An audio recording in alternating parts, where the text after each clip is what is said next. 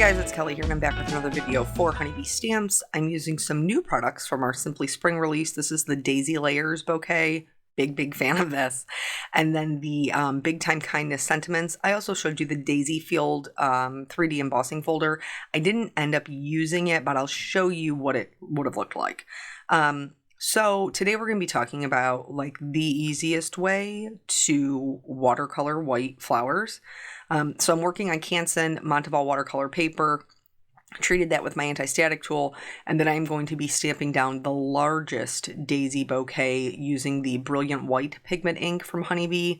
And you don't have to stamp in white. I just prefer it. I feel like it gives me a more solid white when I'm heat embossing. But that is my first tip for any sort of kind of easy watercoloring would be to do some embossing.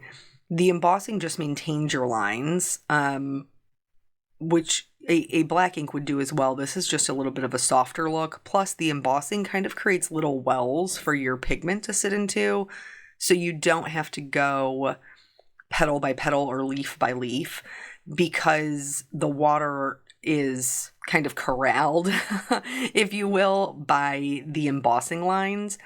So I just use some white detail embossing powder. I'm heat setting that until it is smooth. And then we are going to go right into the watercoloring. I'm using Hero Arts liquid watercolors today. This is kind of a palette that of the liquid watercolors that I have already been using. And you don't need fresh ink. These will reconstitute with water. And in fact, I put no additional water in them or any additional ink. This is just my dry palette because when you're doing white flowers, you're just adding in the shadows. So here what I'm doing is I've just picked a flower. I know that it's hard to see because it's white on white, but as we add the color, it'll be easier to see on screen. But so I'm just adding white into one flower. And now I'm just going to go in and at the very base of the petals, I'm going to add a little bit of ink. Now I am using, watercolor paint, I guess, not ink. But I am using a combination of blues and purples to put my shadows in. But when you are coloring something white and you're just laying down the shadows, oftentimes we think to just use grays, which is totally fine. You can absolutely use grays. But you can also use other colors that would be reflected around it. So I had it in my mind the way that this was going to look was that I was going to have like a purplish blue or like a periwinkle background. So that's how I chose the color for my shadows. But if you wanted to put this, say, in a green background, you could use greens. If you wanted to, put this on a pink background, you could certainly use pinks. I would just err more on the side of desaturated colors, so just not as bright, so that they looked like shadows. And you're going to add the shadows at the base of the petals, and then anywhere one petal is on top of another. So like where it would be coming out from behind. You want to work like just a little bit of color at a time. Watercolors do dry back considerably to be a lot lighter. And actually looking at this in hindsight, I kind of wish I would have went a little bit darker. But in real life, you can definitely see their shadows. It was just an absolute nightmare to photograph. And for most of us, that isn't the goal, is to be able to have nice photos of our card. We're going to give our card to somebody. But for me, because this is my job, having nice photos is super important. And so I just had a really hard time getting a good photograph of this because the shadows were so light.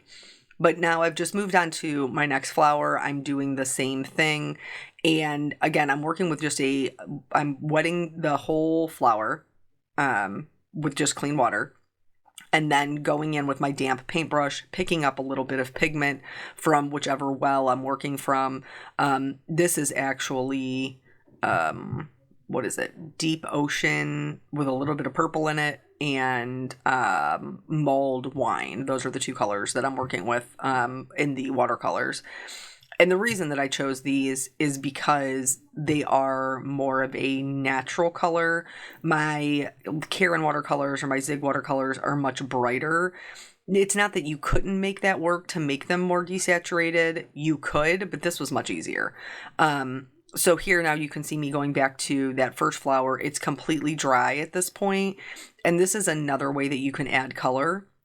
If you feel like your watercolor is a little bit out of control with putting down clean water first, you can go in and paint in the pigment in the darkest portion, and then you would just start at the edge of your petal with clean water and bring it into the pigment and then just kind of let it bloom out naturally. That's another technique that you can use. So whichever technique feels more comfortable to you, you can do. I am not working with a ton of water here. Like, I am making sure the paper is wet, but it's not like bubbled up where my water is pouring over into the next flower. It has a decent amount of water because I need the pigment to move. But for the most part, I'm working with really minimal water, which means they're drying very quickly.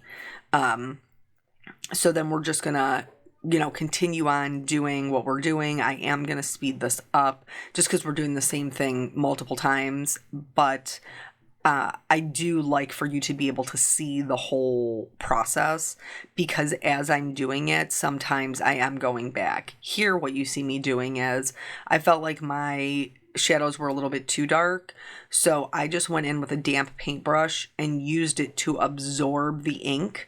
So if you have a situation where you've put down too much water or you've put down too much pigment, you can go in with a clean paintbrush, absorb the ink, wipe it off. You'll see my little, paper towel up there in the top corner, just barely. Wipe it off, go back in, absorb some more until you're happy with how much pigment or water is left on your paper. So, like I said, adding in the shadows, I chose these colors because I knew in my mind what kind of, I had an idea in my head what color I was going to go with. And you'll see that's one of the things that we're going to talk about in this video is options. So a lot of times, you're seeing the finished product. You're not seeing the whole creation and all of the things that go with it, because either it's been edited out or it hasn't been recorded. So I'm sure that sometimes as a viewer, it often feels like we know exactly what we're doing. This is our job. We're going in.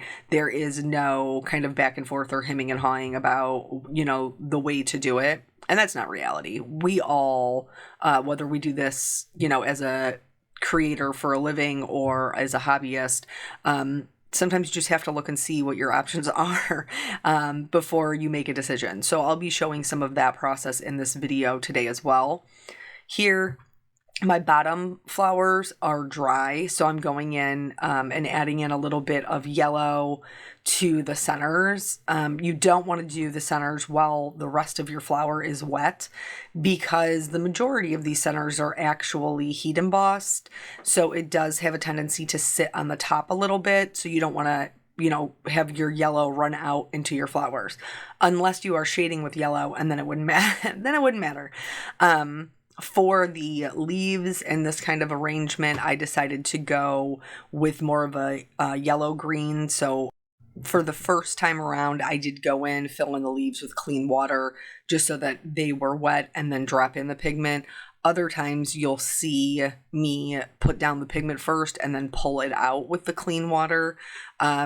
Like I said, either way is fine. I really just end up doing that a lot of the time because I already have the pigment on my brush, and I don't want to waste it. I know this sounds so silly because watercolors last forever, but it's just kind of the habit I've gotten into. And then with the green, I'm just adding in little bits of yellow, just for some color variation. If you watch my videos, I do like a lot of color variation. And then anytime I think that maybe they aren't dark enough, I just go back in, add more pigment, go in with clean water at the edges, and then kind of pull that back out. So that way I can kind of build up the shadows especially at the base of the leaf. But this is just because of the heat embossing, it makes it so much easier to paint, because it just holds your lines. So you can still get a very soft look, like almost like a no-line watercoloring look, without having to go through the process of the no-line. Because I know even for me, that is a struggle to do in any sort of timely fashion. Like, I have to have a lot of time to do a no line well, even coloring to do a no line look. So I love the option to use the heat embossing, especially with this because you're trying to leave the edges of your flower white. Right now, everything looks very like blue, purple, blue, violet, but that's just because there isn't any other color with it. So those shadows are super prominent, but as we start to assemble the card, they will kind of fall back and look more white than what they look right now. There's like two different styles of leaves in this particular arrangement. So for the other one, I still wanted them to be green. I just wanted them to be another hue, like more on the blue side, just so that there was again that variation of color, which makes bouquets more interesting. There's a reason why florists, when they are making an arrangement, put together a variety of flowers and leaves. It just makes it more interesting to look at. And so here I am using a combination of teal and green. And you can add as much or as little as you would like. I guess I was more going for like a eucalyptus-y type color. I guess you could call it that. So, but the process is the same. No matter what I am coloring, the process is the same as putting down either clean water and then the pigment, or putting down the pigment and then going in with clean water to pull it out. I don't typically vary from either one of those techniques, and I have a tendency to use both of them just because, like I said, it keeps me from having to wash off my pigment when it's already on my brush. So the last little piece that I need to do is fill in that yellow at the top for that flower that was wet before. And then I did go in and color in some of the pieces in between, so like the background pieces. I did go in and fill those in just to help the petals kind of come forward. There are some other areas that I'm going to have to go back in and fill in later after I do the die cutting, but I wasn't exactly sure what the die cut out of the bouquet, so I did my die cutting first. So this is all completely dry. You want to make sure that it's dry before you die cut it with its coordinating die.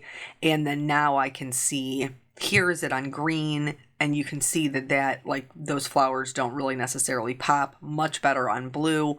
And so originally I was going to go with a lighter blue. We ended up switching to a darker blue. You'll see why here in a second. But now I'm going to go in, now that I know what the die cut situation is, I'm going to go in with some of the middle pieces that are in between the flowers and just fill those in green as if there was greenery behind them. Alternatively, you could fill it in as the same color as your cardstock that you're going to put behind it. But this is just to create a little bit more separation between the flowers and then also have those whites kind of pop. So now here I was looking at, do I want a lighter blue, more on the aqua side? And I really didn't love that either. I kept coming back to this periwinkle color, which, like I said, is how I envisioned it in my head. Here is this embossing folder, which is beautiful. And this is just my particular style, it just felt a little bit too busy with this kind of softer style of flowers. I didn't love them together. So I just set that embossing to the side and I will use it for another one. So here, I don't love a white outline. This is just me. I'm trying to find a marker. This is actually the Olo marker. This is BB 2.3. And so I'm going to go in and color in my outline. Something to note, if you already know what color cardstock, you're like, I am married to this cardstock and this will be my background, then you can paint this in before you do your die cutting. But since I wasn't 100% sure, I just decided that I would just go in and color it with a marker after the fact. And actually, I thought that I had a pretty good match, but it turned out that this was just a little bit darker than what I had thought. And I'll show you here in a second how they compare. So it's not totally off, but it is a little bit darker. So I actually ended up switching my cardstock to this one. So the first one that I showed you was a periwinkle. This one is the lapis from Hero Arts, and that was a much better match. For my sentiments, these are very similar to the Miss You Big Time, and I love these because I love a large sentiment. Especially with this like font, it's so pretty. But again, I wasn't sure what was going to look best, so I stamped it in a similar blue violet color that was I think it's Stonewash from Hero Arts on white, and now I'm also going to heat emboss it white onto another piece of the same color cardstock I'm using in the background. And I treated that with my anti-static tool, and this time I'm just stamping with my clear embossing ink from Honeybee, mostly because I didn't want to take the time to clean up the pigment ink, I'm going to be honest. But I'm going to use that same white detail embossing, and then once this is heat set, I will go in and die cut it with its coordinating die. So this way I have two options for my sentiment, so I can see which one I like and which one will look better in the finished result. And all it cost me was one more stamping and one more die cutting. And then if whichever one I don't end up using, you could either use it to pop up your sentiment, just glue one behind the other, or you can put it with your stamp set and then just use it on another card in the future. I also took the time to die cut a couple more of the floral pieces so that I could stack that up. So here I'm playing around and looking. I think both of them looked good. I liked the one that was white heat embossed a little bit better. I felt like it kind of popped off the page a little bit more. And so that is the one that I went with. But honestly, I probably could have used either one and they would have looked pretty. So here, just gluing these all the pieces parts together so that I can, assemble the card. That is an important part of the card making process, is the actual assembly. So I did trim down my background just a little bit so that I would have a white border to kind of bring in that white embossing, whether it's on the flowers or in the sentiment. It's just a nice little compliment. I'm super into matting my cards lately. I don't really know why. But it's just a little extra something. I think it was Kim recently asked in a comment, and I read it, but I didn't have opportunity to respond to it. She said, you used to never use color cardstock. What changed? And I think it's a little bit that my style has evolved, but I also think a lot of it is that the industry has changed. Because when I first started doing card making, stamps were pretty much it. And so I found it very easy to kind of create my own colored cardstock. And I still do that with, my distress inks and things like that. But die cutting was not as prevalent as it is now. Dyes were not even a thing when I first started. I think Spellbinders was the only one that was around, and now it's everywhere. So I think for me, that is what changed with actually purchasing colored cardstock. But I still do make my own with distress inks, and that for the most part still is my preferred way to do it. So for the sentiment, I just had to just give that D in Friend a little bit of support with some foam so that everything was flush. And then the last thing that I'm going to do is I'm going to go in. This is the Ocean Waves Pearls, but they have some really, really pretty periwinkle colored pearls, and so I went in and added those to just accent the sentiment. I didn't put any shimmer on it because I didn't want to mess up my watercolor.